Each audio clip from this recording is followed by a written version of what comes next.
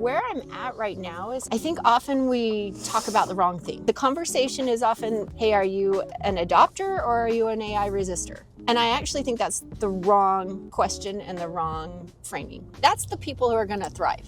Those who use it to... Hey, Jamie, you want to go get a sweet? Yeah, let's do it. All right, let's go.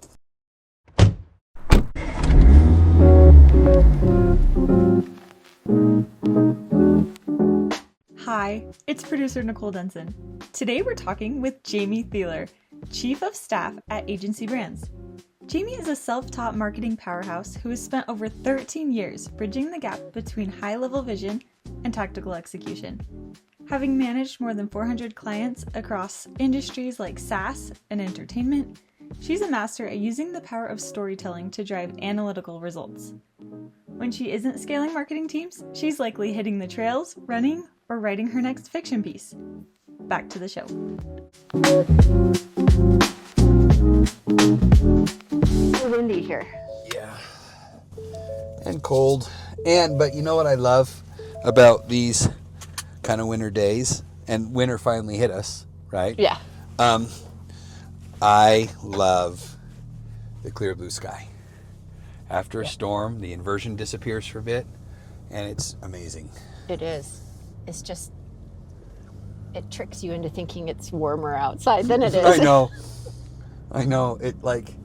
So have you ever lived in the Midwest or in a more humid part of the country? No. Okay.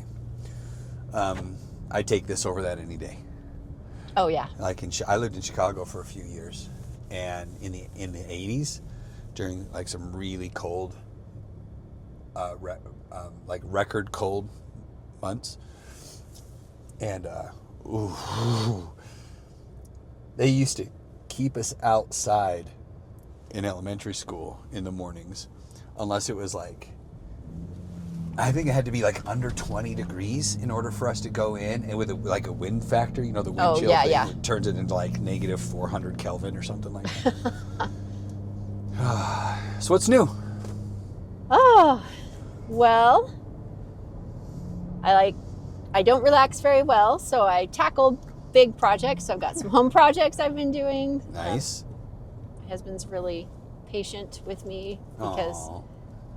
he likes to relax, and I'm like, let's do this. So are you the one that does the projects, or are you the one's let's do this, and then he has to do the projects? We usually do them together. Oh, that's cool. Yeah, I cool. typically don't assign projects to him because I figure that's not fair unless I'm also a doer. Yeah. Well, that's good. So yeah. The couples that paint together stay together. Depends on how well the painting goes. Well, yeah, if the painting's bad, that's grounds for divorce right away, if you ask me. Yeah. So, and then at Big Leap, a new position. Oh yeah. So tell me about it. Yeah. So yeah, how did that come about? I really actually want. I mean, I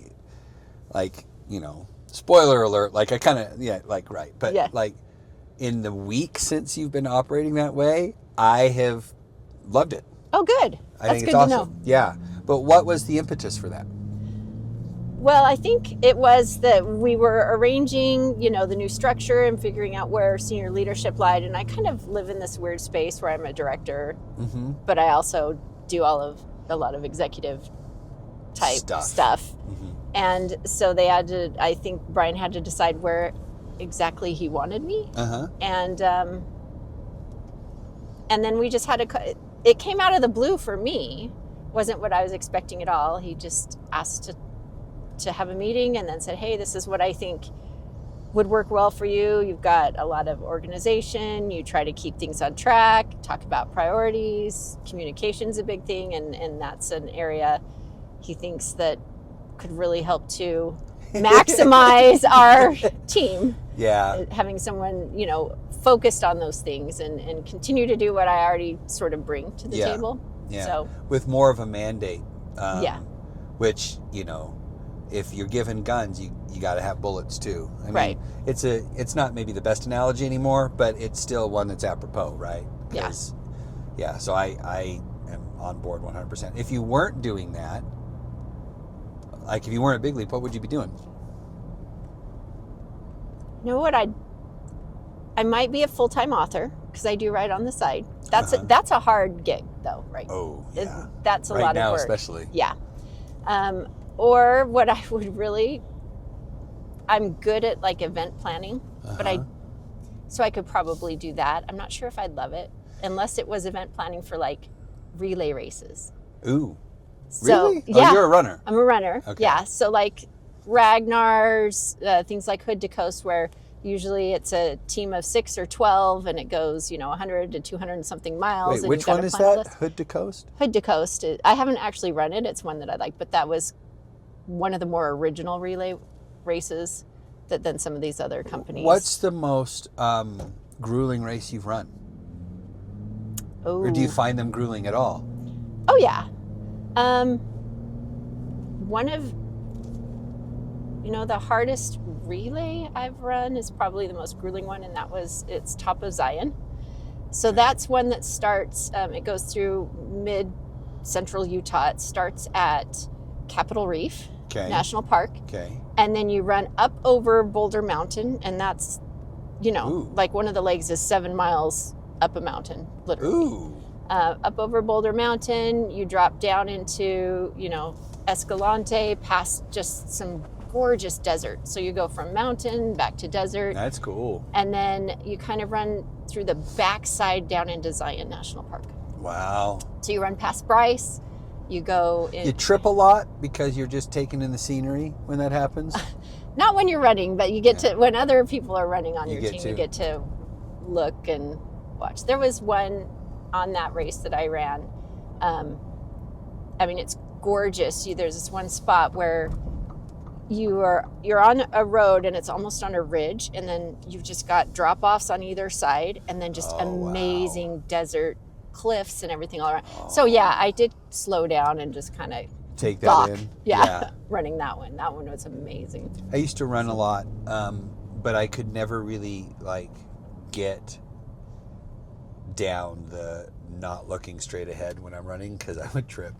Same with hiking. Used to love to hike, but I'm like, I got to stop to enjoy where I'm hiking. Otherwise, I'm going to trip. So most of my hiking is just looking at the rocks in front of me, right? So, yeah. We need to do this. Yes. Okay, so this leads me to the question. This is what I want to know, right? Okay, so you'd if you weren't at Big Leap, you'd be riding full time. Kind of a tough gig right now. It's on everybody's mind, all this AI stuff.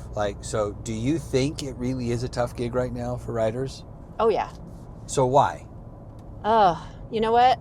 Interesting thing is I kind of have a foot in two worlds there. Yeah. So I'm in the marketing and the business world. And so you've got the writing and the content production that comes with business and marketing. And then the deadline oriented. It's gotta do a certain thing, so it's very perform, objective oriented. Yeah. There's an agenda to it, all that kind of stuff. And certain limitations you need to work within, and audience is huge. And then the other foot is the creative writing. So in the author and publishing space, I've been doing that. Very involved in the writing community. Been doing that for probably more years than I want to admit to. Been involved in that, and AI is very impactful for both. So I get this dual perspective that's very interesting. So on the business side, you've got AI comes across the scene, and the reaction is really excitement. Oh, look, this is this amazing, almost a silver bullet in some cases. It's going to allow us to produce massive volumes of content. We can do it cheaper. We can do it faster. It'll be more efficient because Does anybody ever say we can do it better, though? Yeah. I've heard that, yeah. Okay. Especially at the beginning. Yeah. Because, you go in and you play around with, I'm particularly talking about LLMs, and it can produce some pretty impressive stuff on the surface. Yeah, it's So it's impressive because the expectation is at a certain point. And so I think it outperforms expectations, right? Yes. Okay. You're like, hey, I didn't know it could do this. I just gave all this random stuff to this machine, and look what it produced. It sounds really good. Especially surface level. It looks pretty impressive. So, so the business side is like, oh, well, we got to jump in. We've got to use it. There's an element of FOMO. If our competitors figure out how to utilize this technology, then gotta we're beat going to be that left competition. behind. And Yeah. so it really was like a race to adoption, even if though no one knew what that meant when it came to business. Then on the creative side, it was an opposite reaction. It was pure outrage. Yeah. Hey, this technology stole our work. It's building off our work, and it's making it so that someone can replicate all of the hard work that I've put in my creativity, because you can say, hey, write this in the style of Brandon Sanderson or something, and it can produce things. So there's a lot of outrage, a lot of resistance, and I think a little on both sides when it comes to creatives is just a worry that it's going to flood the market, whether that's business or creative, just flood the market with garbage. Yeah.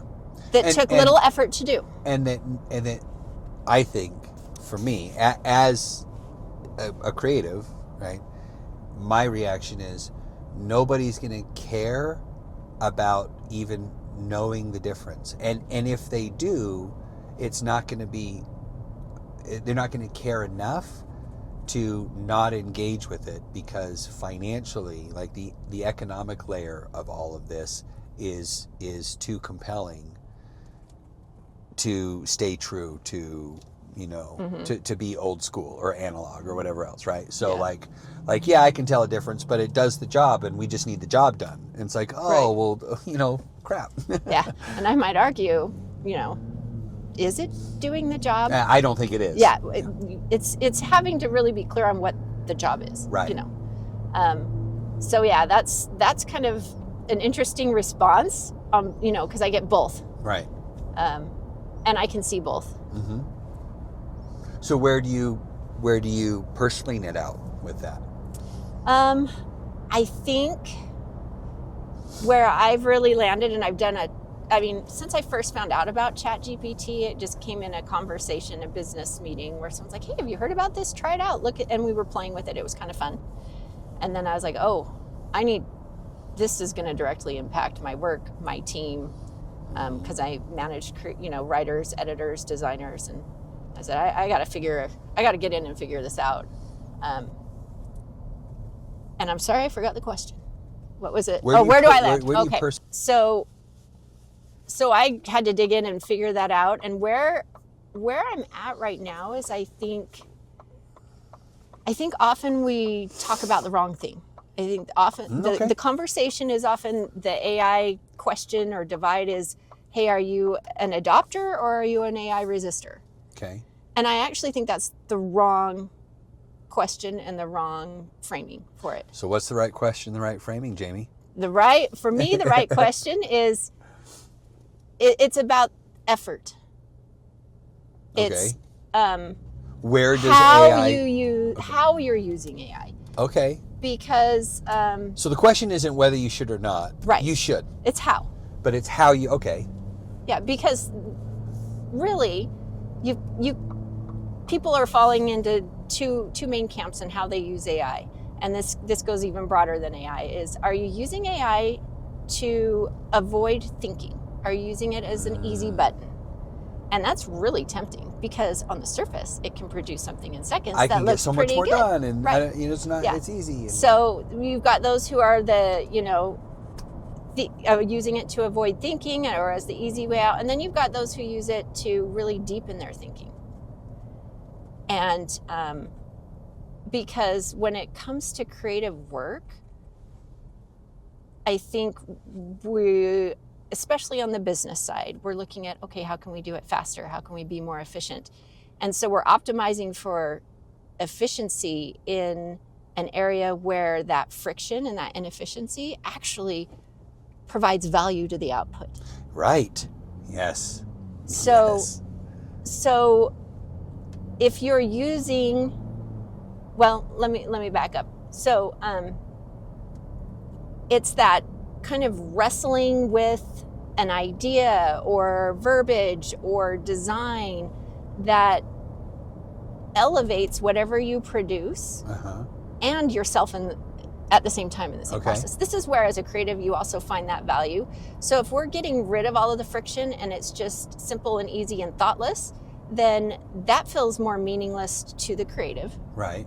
And we're finding it's less effective It's as well. It's almost like there's a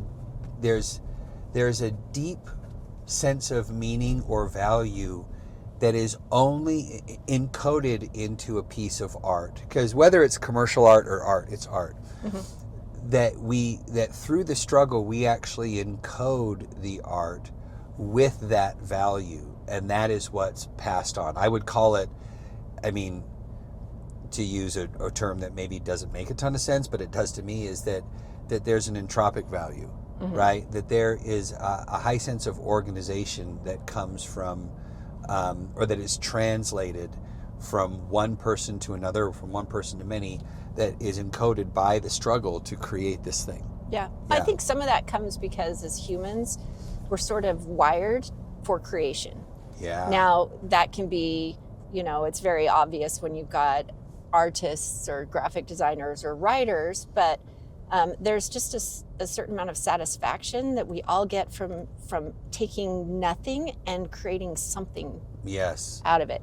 And some of that value comes in the effort to do that. If it's so easy and simple that it just takes a button, then even if we don't articulate it as humans or understand it, I think we know that value is somehow less.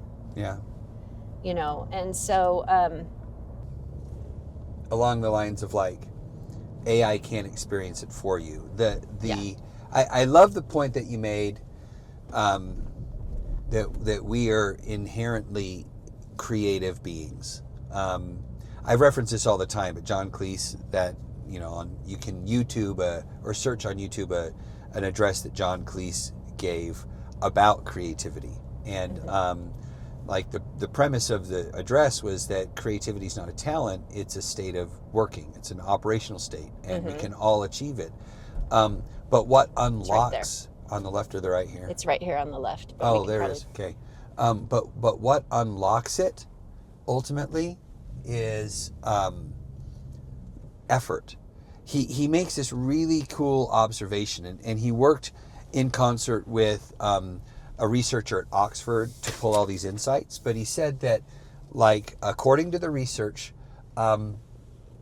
that the outcomes of a creative exercise, and he says things like it takes 30 minutes to 45 minutes to get into this creative zone, and kind of the flow state. the flow state. Yeah. And that once you are in the flow state and it starts coming and whatever, and you get like a great idea and whatever, and it's the temptation, because getting into the flow state is difficult. There is an ambiguity. There's an unknown. He defines creativity as the opportunity to play, and that it's play and discovery, and that what puts you into that is an absence of a fear of making a mistake. But it's still an uncomfortable place to be. And many folks will go with their first gut. They'll go with the first. I do this all the time. Like, it comes, I feel a little bit of flow, something kind of hits me, I'm like, that's it.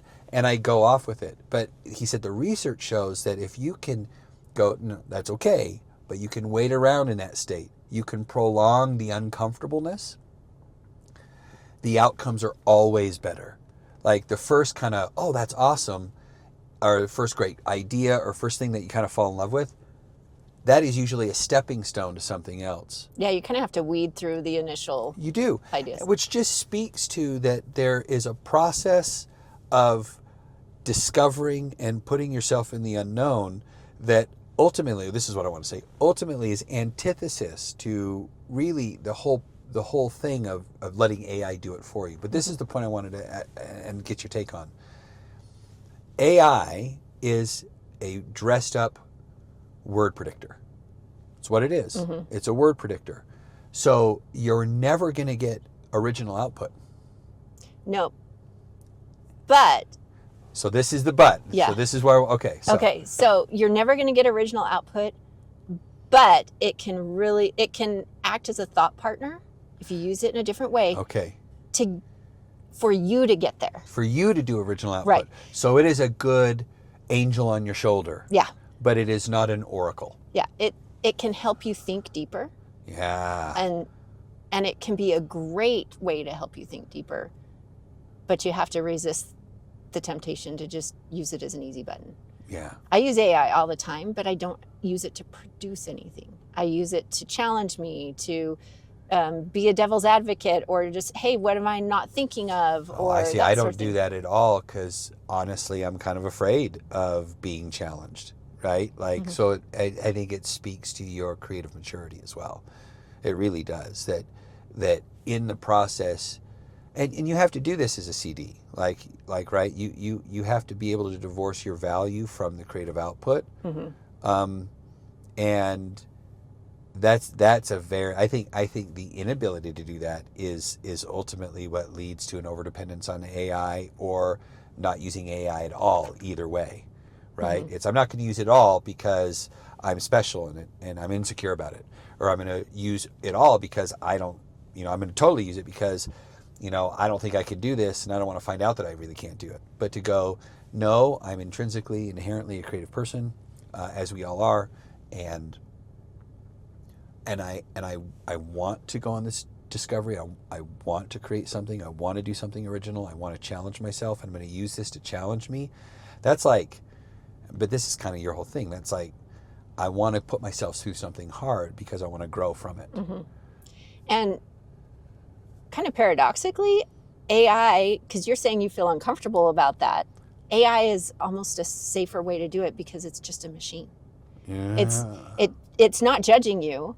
It's not, it sure feels like it is because it's always super happy with my output. Oh, Yeah. Coby, that's amazing. You should rule the world. It's a little bit like a puppy dog. You have Yeah. to be like, okay, now stop being so effusive and like back off a little. Yeah. Sometimes I'll even say that. Yeah. Like, hey, I need you to not When you do, encourage me. is it like, because I actually have done that a couple times. I'm like, I don't want you to be super positive. I just want that. And it's like, it got mad at me because Oh, it funny. totally changed. It's like, oh, I'm sorry.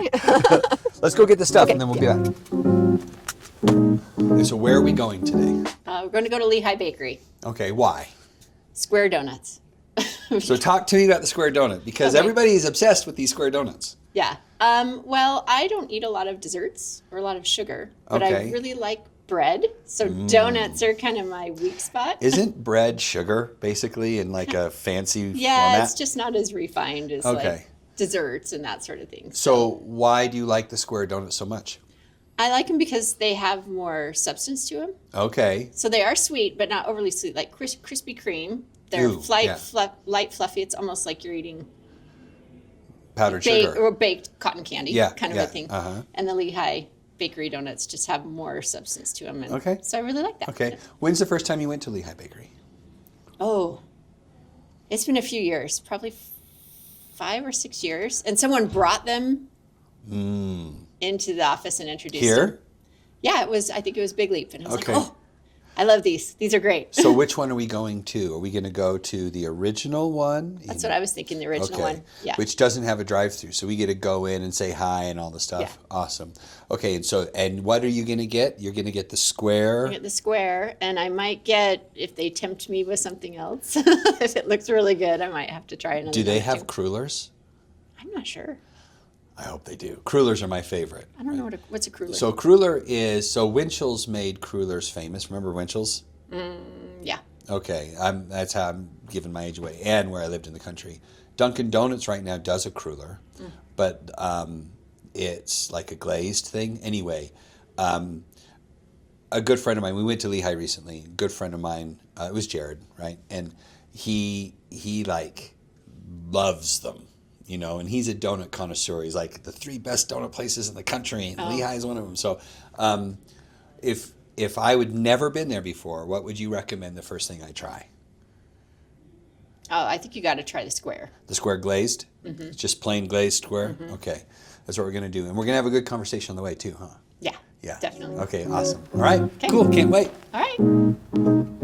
When it comes to AI, we were talking about this in there, like it looks like and it sounds like you use it instead of where most people are looking at AI as a labor-saving technology, and that's kind of how it's built.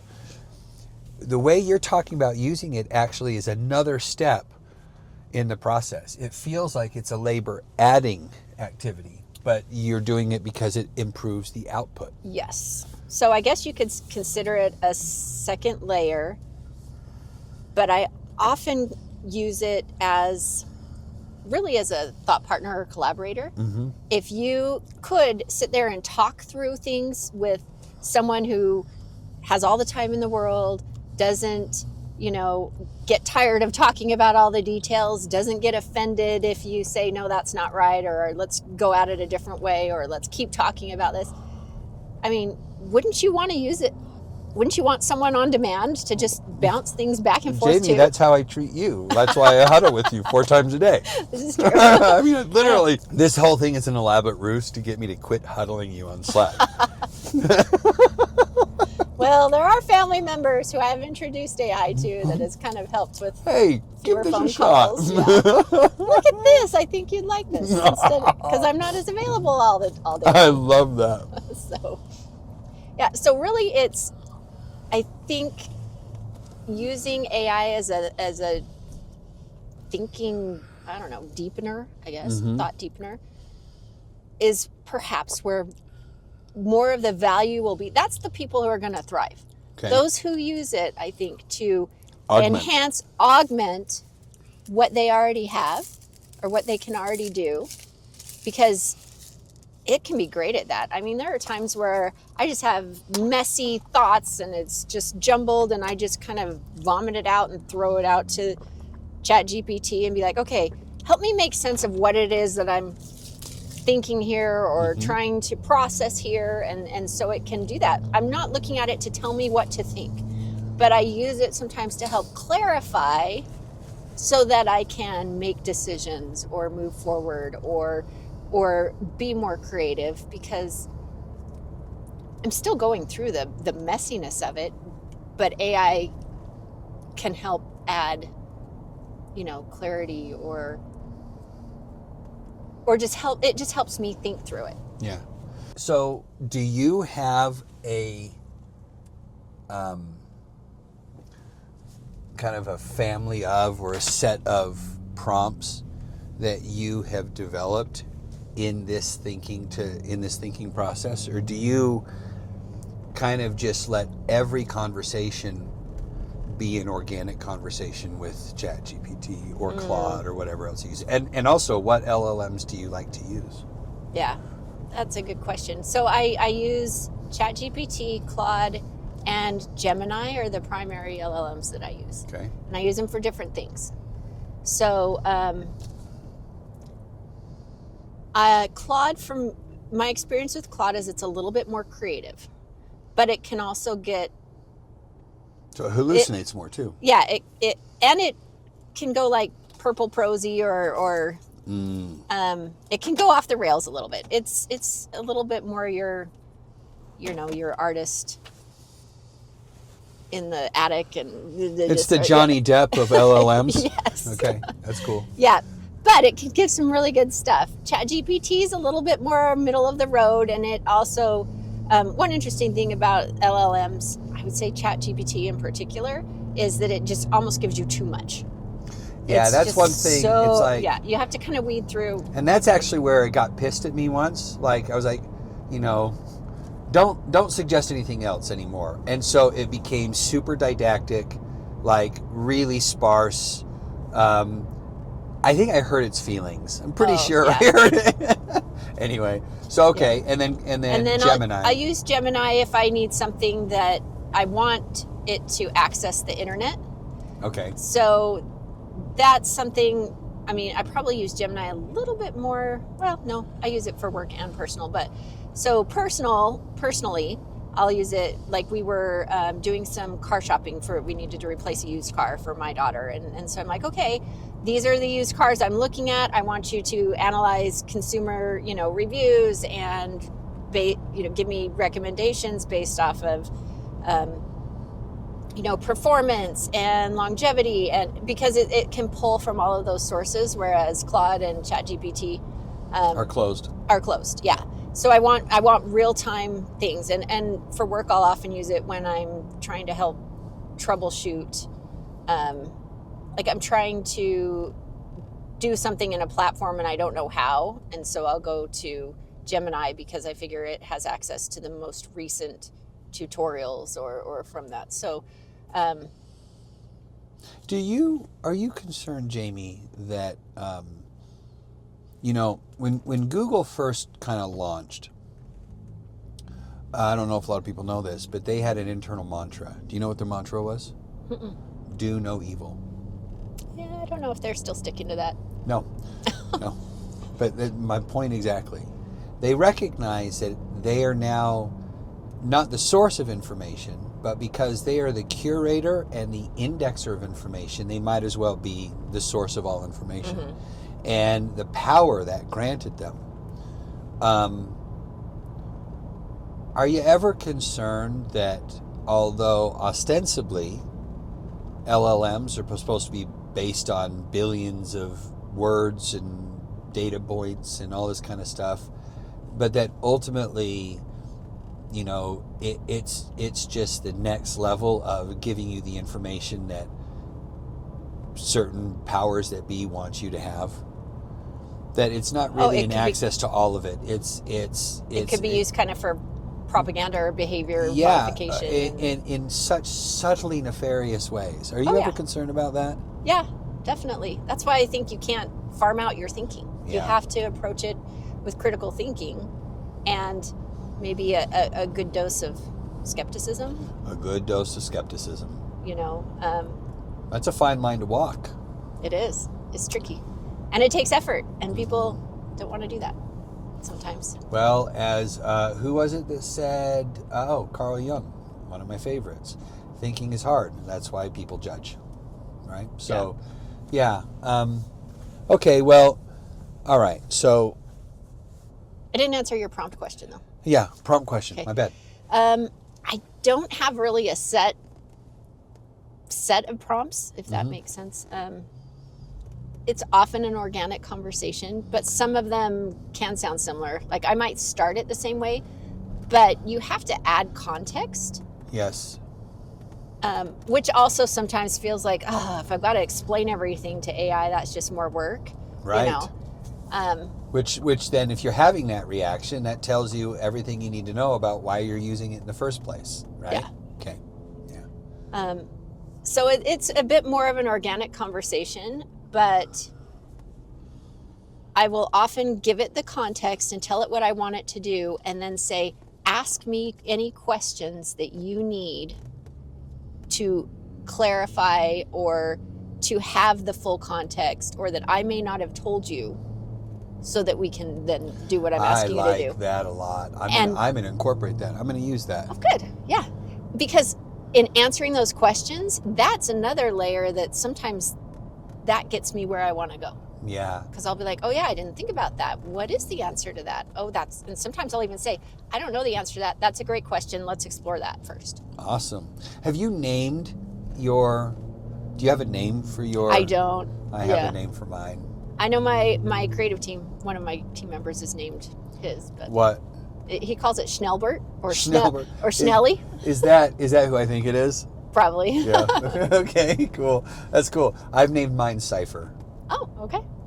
I want to keep treating it as a tool, so I haven't given it a name. So you don't anthropomorphize it? Mm-hmm. Yeah, that's really smart. That's I think that's a good. That's good. Yeah. It keeps that delineation.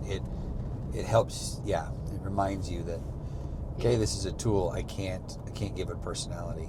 Yeah, and I think in going and using AI, if you just ask yourself before you start, why am I using this? Am I using it to do something faster or to save effort, or am I using it to better understand something, or to have a better direction, or because even if you're using it to, let's say, even though I'm against it, using it to produce content. Okay, there's some content where it would do just fine because you don't need original thinking. You just need it to hit some, certain boxes. But I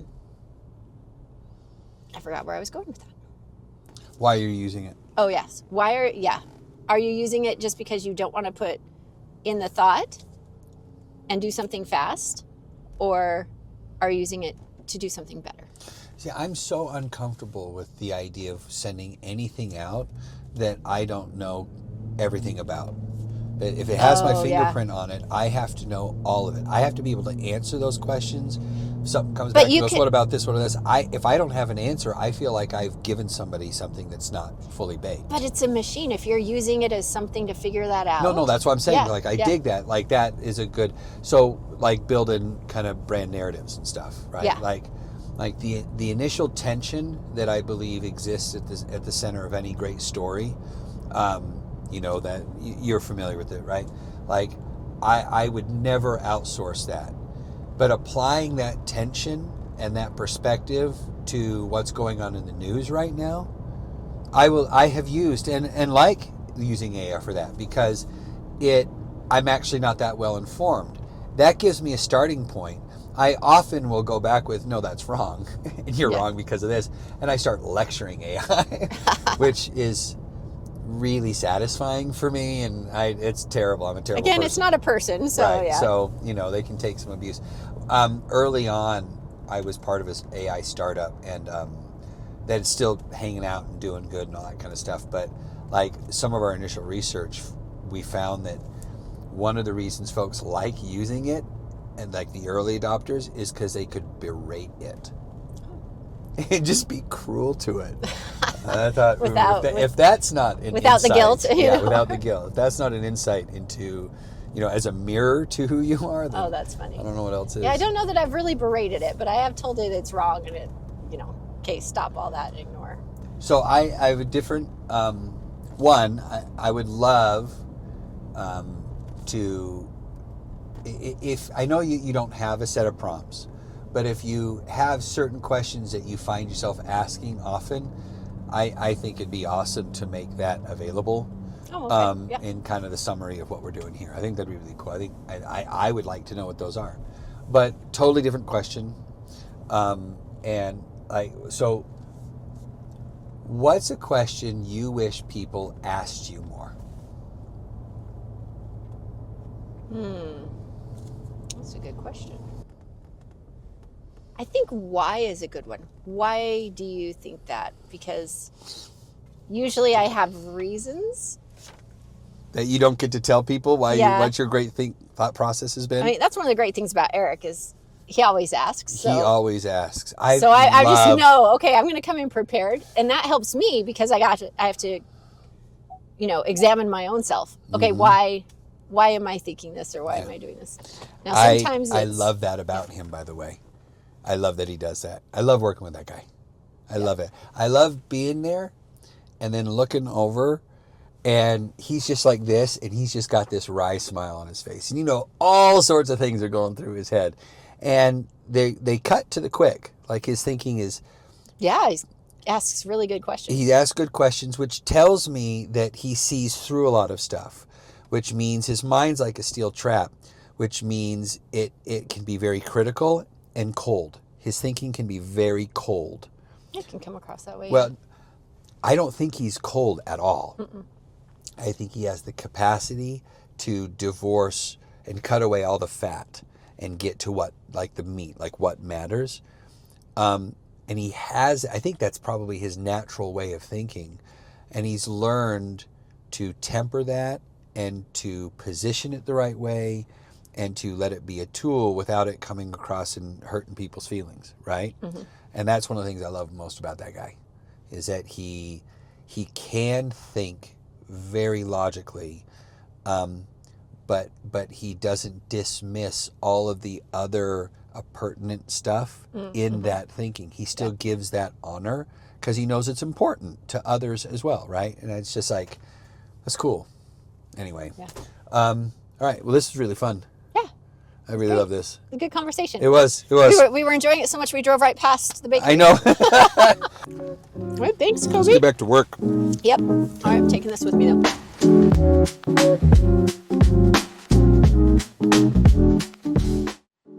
Thanks for coming along for the ride. If you enjoy Sweet Takes, be sure to subscribe and leave us a review. Join us next time. There's more sweetness ahead.